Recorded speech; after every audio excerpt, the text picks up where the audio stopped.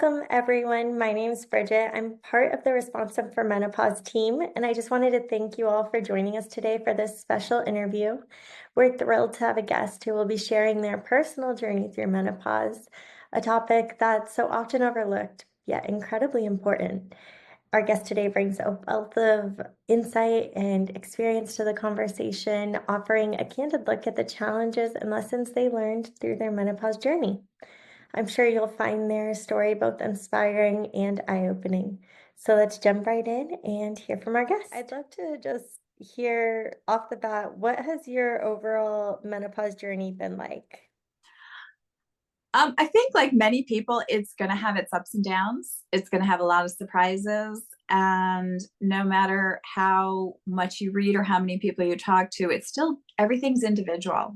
Mhm. I always look at it when I've done these interviews before that, we talk so much more about pregnancy and how a baby in our body takes over our body and it's out of our control. But this is the exact same thing, just another phase of life. Yeah. So everyone's an individual and everybody experiences it differently, but I have a little bit of extra background in that many years ago, when I started in my journey in my career in women's health, I actually traveled around the country interviewing women and doing a lot of focus groups. So I heard, a lot of what women were going through. So I had a little bit extra preparation going into this. But again, it still surprised me, what happens to your individual body and some of the unique things that you don't hear about. So how long did it take you to realize that you were in perimenopause, especially with that background knowledge? Sure. Well, certain things were definitely happening. My body was reacting. And again, there are things I can put my finger on initially. Now, in hindsight, it all makes sense. But again, certain things in your body were changing. Your hair was changing. Your skin was changing. I think one of the biggest telltale signs we talk about are those vasomotor skills or, those hot flashes. But, I didn't have, to this day, I haven't had a hot flash. I've had simmers. And my simmers can last for like 36 hours. And that's not anything I was prepared for. I mean, it would just be this slow, like boil, it's all of a sudden slowly, slowly, slowly. And then all of a sudden I realize I'm just hot and I'm just hot. So it's not like everyone else who has a hot flash who they turn red or they're sweating. There's, oh my God, I'm having a hot flash. Mine just kind of came on without my ability to know it. And then it just lingered and I was just hot, and there was nothing I could do for it. So again, I felt like sometimes my symptoms were very unique. I couldn't go to a doctor and answer on a questionnaire. I was having a hot flash because it seemed very different.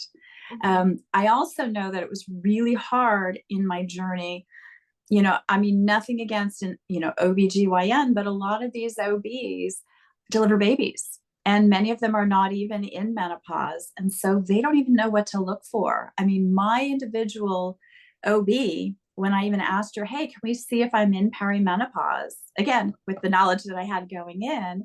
Yeah. And she didn't even take any of my blood work to get my hormone levels. Instead, she sent me to an endocrinologist, which I thought taking hormone levels for menopause or perimenopause would be something an OBGYN would be doing. So Right. the irony is when I went to the endocrinologist and she asked me, well, what are you here for? And I told her, well, it's to find out if I'm in menopause and get my hormone levels. She's like, well, why couldn't your OB do that? And I just kind of sat there and yes, as it turns out, when she took my blood levels, sure enough, I was, in the perimenopause, soon to be menopause phase. And again, it's why did I have to do that extra layer of waiting those months to get into an endocrinologist who, when my OB should have been able to do that for me. When you found out that news, did it evoke any sort of emotional response? I come in with some extra knowledge, but it still was shocking. I think there's this thing about we live in this world of youth and what youth is, and your childbearing years, and then what does it mean to get older?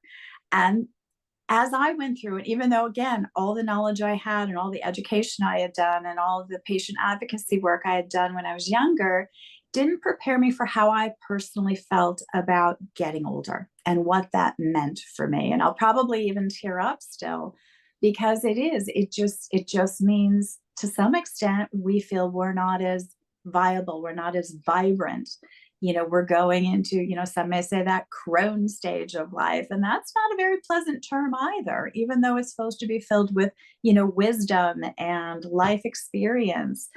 But your body's telling you something different, and you have to come to grips with that. You can be old and vibrant, but again, there's something about that youth and being able to just be young and bear children. And that's a hard pill to swallow. And it was surprising again, for me, of what that felt like. Now, obviously I love my life, but it's still understanding you're in another phase and it's nothing that you can control. Symptoms that you noticed that brought you to ask your OB in the first place, or was Well, it? obviously, one of the first things that happens is, your menstrual cycle kind of changes. That was one of, other than my simmers, Right. but again, there were these subtle things that were beginning to happen. And then, but it really ended up being more the menstrual cycle of it ended up being longer. It ended up being, heavier flows.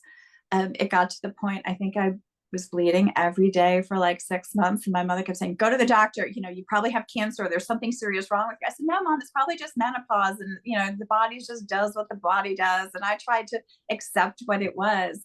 Yeah. So that was for me probably the impetus. So, I kind of went in with these simmers that didn't feel like regular menopause. But the bleeding was sort of that big impetus for me to go to the doctor. Ironically, the endocrinologist was even before the bleeding happened. But it was just of an age, asking the doctors like, hey, my skin's not looking right. My fingernails are starting to do, and again, I can't say what they're doing, but your hair, there's just so many things about your body that doesn't seem the way it used to. And so again, looking at that path, here I am, bleeding, bleeding, bleeding, go to the doctor, she had me go through some tests. Again, there felt like there was not a lot of true education in what I was going through or what my body, because again, I think it's hard for doctors, especially because each of our bodies respond differently. Yeah. But, we ended up getting to a point where she's like, oh, I'm going to give you some medicine. Did not educate me that it's actually going to make me bleed more. And that created a lot of issues with how do you navigate this situation when you're in the workplace.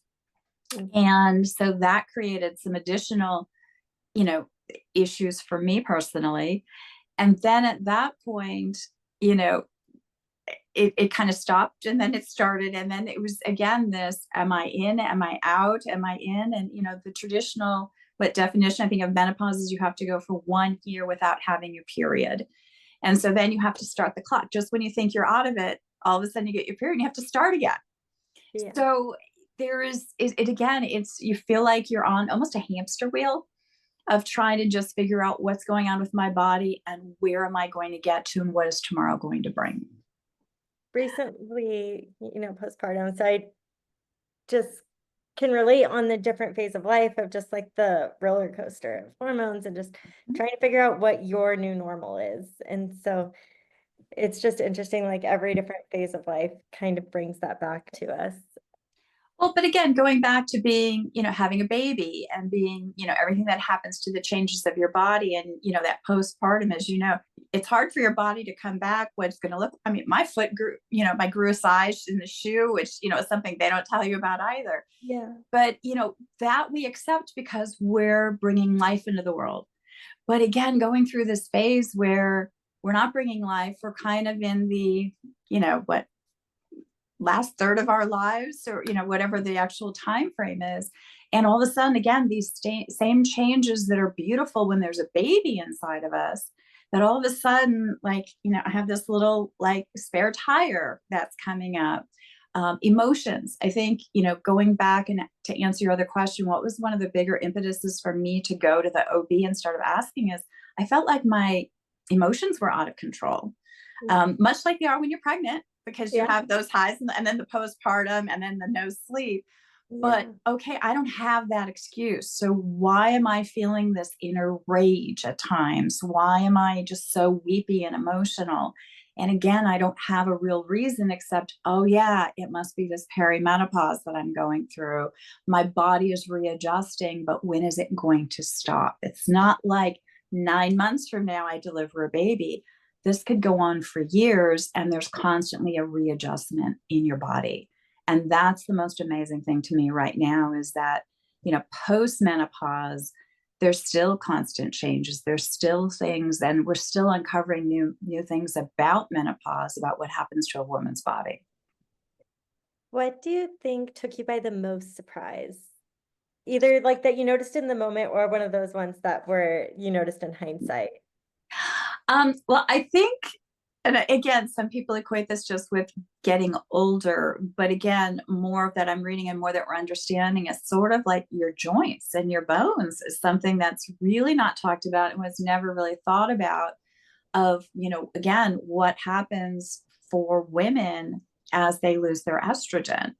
Mhm. And, so that to me was probably the bigger shock.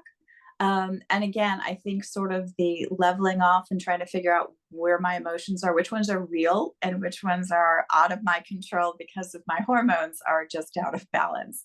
Um, but it's through a lot of work and understanding what that all means, trial and error with some of the medicines we have out there, and just, realizing that, okay, I've got to get a handle on this somehow and figure out where I am in the mix. Do you have any issues with weight fluctuation that you experienced? Yes. In fact, I think I mentioned, in part of this that you get a little bit of this like tire. Yeah. And it does. It's kind of like a spare tire that when you sit down, it's sort of this extra roll. But, that was one of the things, early on too, when we talk about, was there any one thing that sent me to my OB? But I constantly kept bringing up to her that, like, I gained like 6 pounds. I looked at food and I gained 6 pounds. I mean, I was always very skinny, most of my life. And all of a sudden I had this weight gain. And then I went back again and told her I've gained more, but, that I'm now needing to get bigger clothes. And the interesting thing my OB told me, she's like, well, but you still look good. And I'm like, okay, but I don't feel good. My body it doesn't fit in the clothes like it used to. My pants don't fit right. When I sit, this feeling that, your arms have gotten bigger. I mean, just again, it's how we feel about ourselves in our own bodies. And again, to hear that just because I look good doesn't mean I feel good. I may look good to you, but my body is doing very different things. And so, yeah, I mean, it's not unusual to have gained, 10 pounds and then try to lose a few pounds. I went time I lost 6 pounds and then I gained 10 back, which now put me at, at 14, 15 pounds. And I'm still struggling with that. And that's where my diet has had to change a little. I'm not trying to go on any kind of strict diet. Exercise is a little more important, staying active. I think making sure you do, weight bearing is one of the things we definitely hear all the time, and that I'm really trying to work on, even with small weights, nothing major, just so that I can grow older, with grace and, possibly still, I'm still have a few more pounds to lose to get back into my old clothes. I'm hoping I will get there. But even if I lose the weight, my body shape is still going to be different, because things do sort of move south and sag. And, again, I can be at the gym 100 hours a week, which I don't have to spare, or I can take the little wins. But it is real. And again, the whole joke is I can look at a donut and I've gained 10 pounds. You do. You really do. But it's, again, eating a little more consciously. Um, and it's not easy because when you're not feeling good about yourself, all you want to do is eat more, and maybe some of that late night snacking, a little bit more. And that definitely, at least for me, was sugar cravings that were out of control. And I do blame that on, menopause. But it's, again, accepting that's what it was, that's what it is, navigating. I've gained weight, my body has changed. But again, hearing from a doctor that you still look good is a compliment, but doesn't address that I don't feel good. Right. Yeah, disregarding you leave feeling unheard and not yourself. That's and not myself. So, amazing. but like I said, I'm hoping to still be able to get back into my old clothes. I have a little bit more to go, but they'll still probably fit a little differently. Was there something that you felt you struggled with more than the others? Um, yes. And I'm going to put on here in that because this is going to be out there educating people on social media. Some of this stuff is a little embarrassing, but I do have to say, and again, I'm probably going to cry a little in that as this was all truly unfolding, there are things that happen in parts of our body, as in the lower extremities. I don't even know how to really explain this. Yeah. There's a lot going on down there. And I think one of the things that I found most difficult was, the dryness. There was definitely new and different odors happening down there that were really disturbing. And again, when we go into that official word you asked me, like when I knew I was going into menopause or that, really on the verge of getting there, that what is this? I'll be honest, it kind of felt like it was the Sahara Desert, that I was drying up, and just again turning into this old person that it was just like again there were times I just would go to the bathroom and all of a sudden I just like I sat there and just wanted to slump right there in the bathroom because all of a sudden I'm like my underwear is sticking to me because of all the dryness and I'm trying to go to the bathroom and there and what do you do and what is my body doing, and that's really hard to face. And there are definitely lots of things to do to try, but this is embarrassing to talk about. I mean, I'm embarrassed. I'm afraid people are going to take and slice this out on social media and like spin it 100 times. But if someone doesn't go out there and try to educate people on what to expect, and not to say this is going to happen for every woman, but these are the things we're afraid to say, we're afraid to talk about, but that happened to us. And again, there are books about pregnancy, but no one's willing to talk about this phase of life. I have to thank you just off the bat for being someone to bring a voice to this experience because as much as I hear you too on how much of a struggle it is to experience it, I imagine that there's an added level of struggle to feel like you're the only one experiencing it. So thank you for being a voice to the experience, because I'm sure it brings so much comfort to others who are experiencing it as well, to know that they're not alone, that their body's not, you know, doing something out of the norm, so to speak. And And that, the irony is, my norm may not be someone else's norm right, of either. course. And I think that's the hard part. But it's not when you get together with your friends. Are you going to talk about that moment in the bathroom, when it was painful to pull off your underwear because it was so dry to you? Yeah, it's not And absolutely what is fictional. happening to me?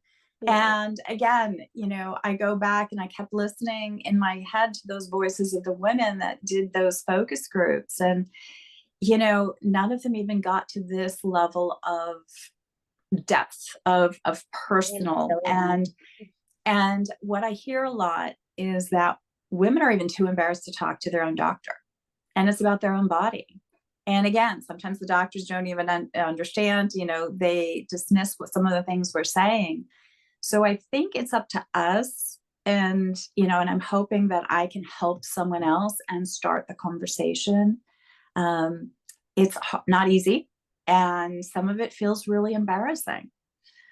Believe me, as there are lots of embarrassing things happen to our body when we're pregnant, but that seems a little bit more accepting in that because we created a baby, and now we're at this phase, and it just feels like I heard a lot of women say, I just want my old body back. I want things the way they used to. And you know what? They're not going to.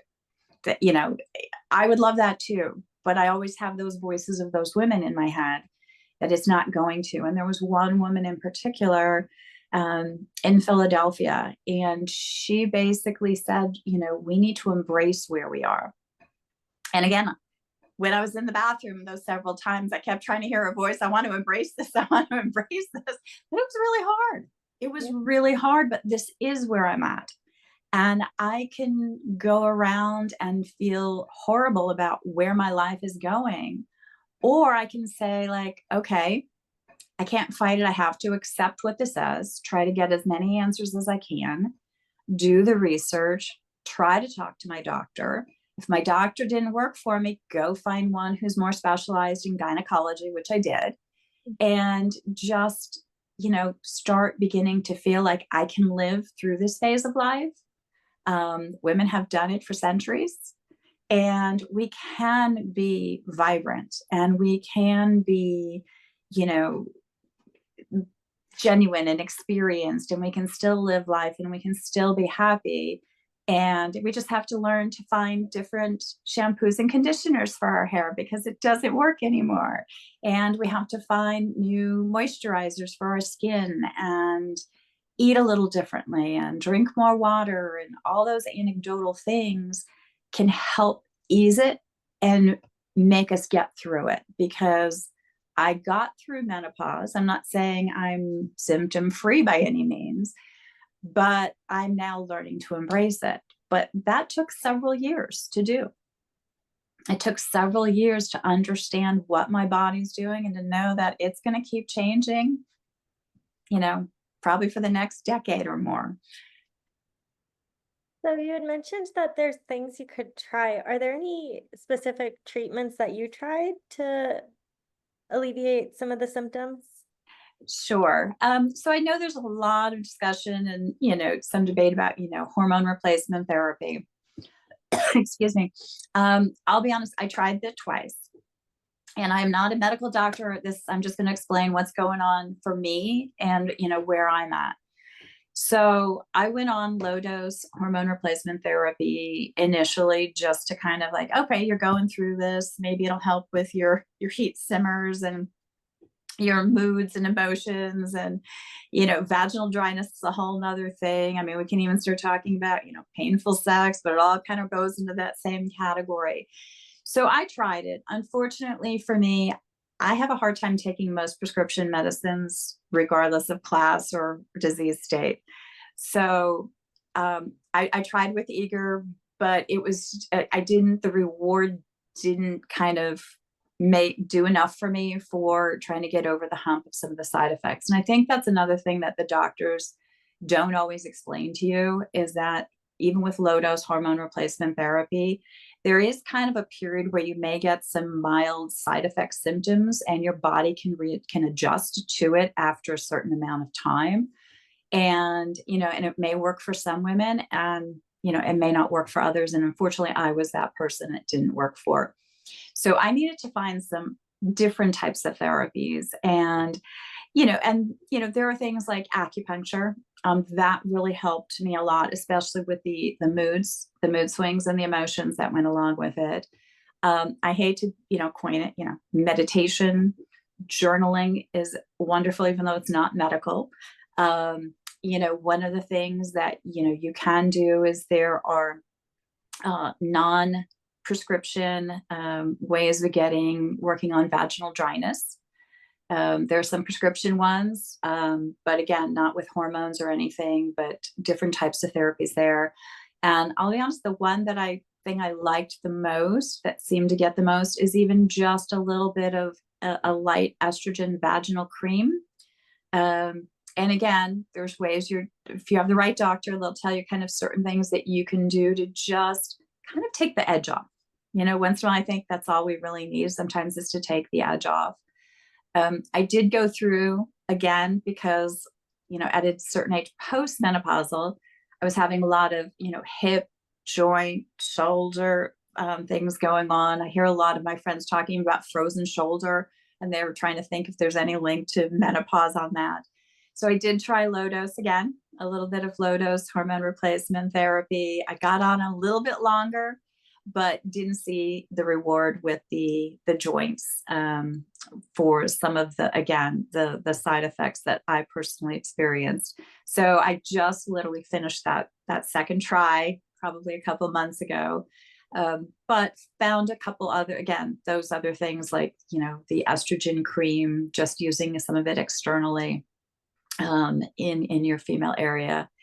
And, just doing the best you can and realizing, for me, I'm the kind of person that, I don't want to say I'm willing to try anything, but I want to do my research. I'm willing to talk to people, find out what works for me.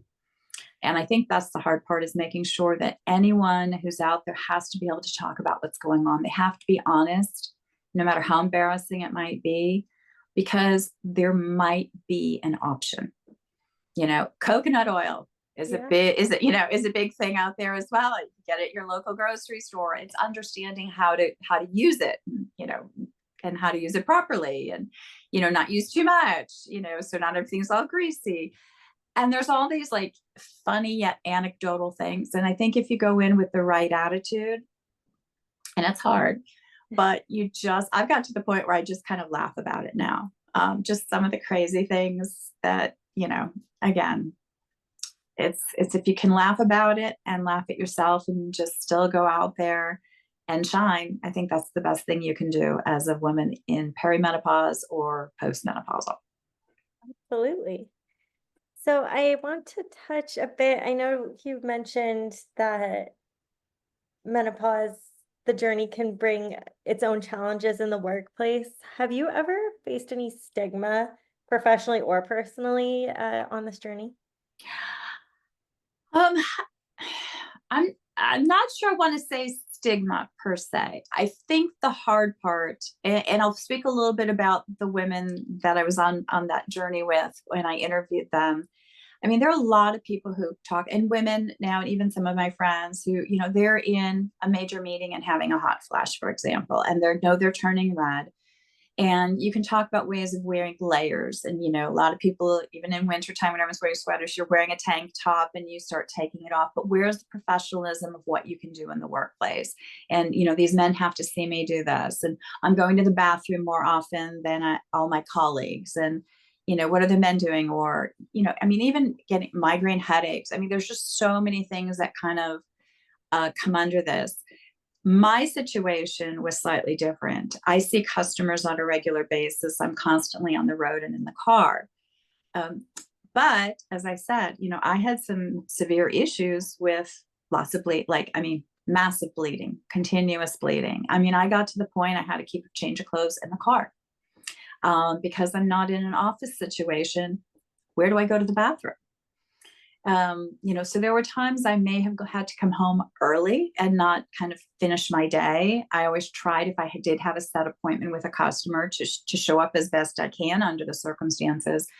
But, sometimes my days ended earlier than they needed to. And it was not well understood. And how much do you share? And how much do you share if you have a male boss versus, and given that situation, I think it's really hard for women in the workplace today. And how do you be honest with what's going on? I mean, do I just outright tell everybody what my situation was? And it's like, hey, I went through my second change of clothes in the car.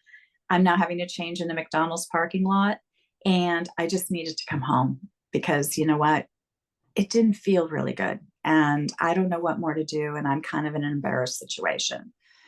So, was there for me a particular stigma? I don't know if I want to use that word, but did it make doing my job very awkward? And did it kind of put extra eyes on me? Because even though I was performing, I needed to take care of myself.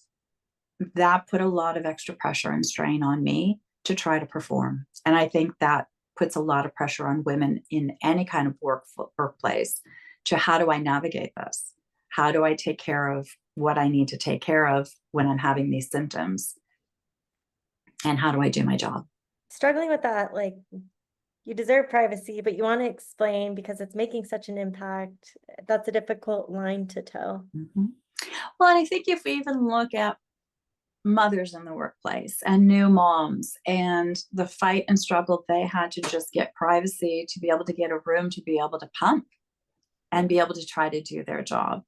So now, again, we have a struggle as a society, put our arms around something like that when there is a mom and a baby.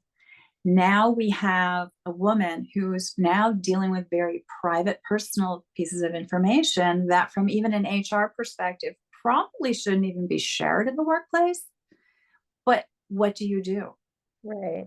So we have a long way to go in being able to really open the barriers to how do women navigate this in the workplace, and without it just being an excuse, and again without violating our own privacy of oversharing what we shouldn't have to share. And I don't know what the answer is for that, but I do know that it's been difficult, again, given my personal situation and what I was going through.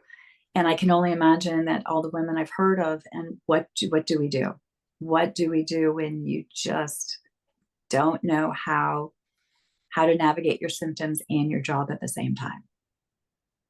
Yes, it's definitely a conversation to be had. And Some barriers, because like I said, we're still struggling to have women be able to breastfeed, at the workplace. And how do we even get to this next phase that doesn't have that baby attached to it with that simple story? I want to know what your advice would be for someone that's coming into this stage of life and doesn't know what to expect.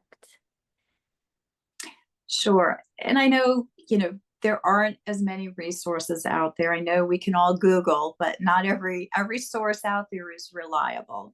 So I think a couple things is, I think we all need to be honest with ourselves and maybe just keep a journal of what's happening to you. Because all of a sudden, if you find that you're just snapping more at your significant other, you're snapping more at your kids, you're less patient at work, pay attention to that. You're not losing your mind, but say, hey, am I of that age that could be, perimenopausal? Um, and trust yourself. I think that's the hardest thing, is making sure you trust yourself on what's going on. We need to talk more to educate people, what the age range is for getting some of these symptoms. And so that it's more normal for them to say, oh, I bet this is what this is. But don't be afraid to talk to your doctor. And even though you can hear my story and say, not all the doctors are going to listen, not all the doctors are going to understand, but keep talking. Because if you're too embarrassed to tell your doctor what's going on, you're never going to be able to get relief. You're never going to be able to get answers. And again, it's finding reliable sources. So I think one of the best things that anyone can do is, again, keep that journal, keep that log of what's going on. I want to see women start talking to other women, their peers, about some of this too, because then you're not, oh, yeah, that's happening to me too. And I think that's what we need to be able to understand, to feel more confident. There's so many times I hear women, oh, I'm too embarrassed to tell my doctor. I'm too embarrassed to talk to my significant other, my spouse, my this, my that. But if we don't talk, we're in this bubble. And like I said, I felt advantage that I had additional knowledge, and I was still shocked. And I still, like, things that happened and what happened to me emotionally, that for people who didn't even have that experience I did, what do they need to do? But don't be embarrassed. Trust your gut. Keep track. Talk to your doctor. And if your doctor's not going to listen, try to find another doctor that will. There are resources out there. There are educated people that are out there. And we're trying to make this more normal for women to have this conversation. I love the advice about keeping a journal, because sometimes you don't even notice in the moment what's becoming Mhm. habitual until you can take a step back and look at the bigger picture and be like, okay, this has been happening a lot. Let's figure out why and how we can move forward from this. I think if I can even add one other thing, which again didn't completely apply to me, is, I heard a lot from my doctors always saying, well, what was your mother's, experience in perimenopause and menopause? And and that's great if you can have that conversation with your mom to at least understand that. But in my experience too, my mom was forced into menopause shortly after I was born when she had to have a hysterectomy.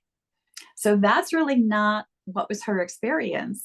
It was not a natural, like what age was she when she went? What age was her grandmother? Right. Well, I gotta tell you, my grandmother's generation was not talking about menopause or anything personally either. But if you can have some of that conversation, some of that dialogue about, what your mother went through or your grandmother is great. But again, it's not always the most, none of it, not some of us may not have that experience. But that's another way to go about this is to really help again, asking those questions, even of your own family to try to figure that out. That's such great advice because I'm thinking, I wonder how much, gets clouded looking back. If you're out of menopause quite a bit, you almost forget some of the symptoms you experienced. I feel like that's such great advice for mothers to share with their daughters Mm-hmm. as they're going through it. Just not so much like a, let me sit down and tell you this, but just being open about your experiences as you're experiencing them, I'm sure would help a lot as well with future generations. Well, I think that's the thing was we're trying to change how women look at this, how women look at themselves, the aging process. And again, if we Yeah. can get them in the future to start being a little more open about what they're going through on some of these notes, then daughters aren't going to be as apprehensive to, talk about it themselves. It's all about opening those doors of communication. And thank you for taking such a big step and starting that conversation, even here in our own community. I Mm-hmm. really appreciate your openness and willingness to share and insight from all of your experiences. Well, thank you. Like I said, it's not for the faint of heart, but we're all going to be there. We can't fight this, and the more you fight it, the less relief you're going to have. So the best thing I can say is embrace it as hard as it is, but know that every woman goes through this at some point in time in our life. And we can get answers and we can get relief. And will it be perfect? No. Will everything go away? For some people, yeah, they'll get on the right medicines will work, the right treatments will work. And for others, like we can just still make life a little better.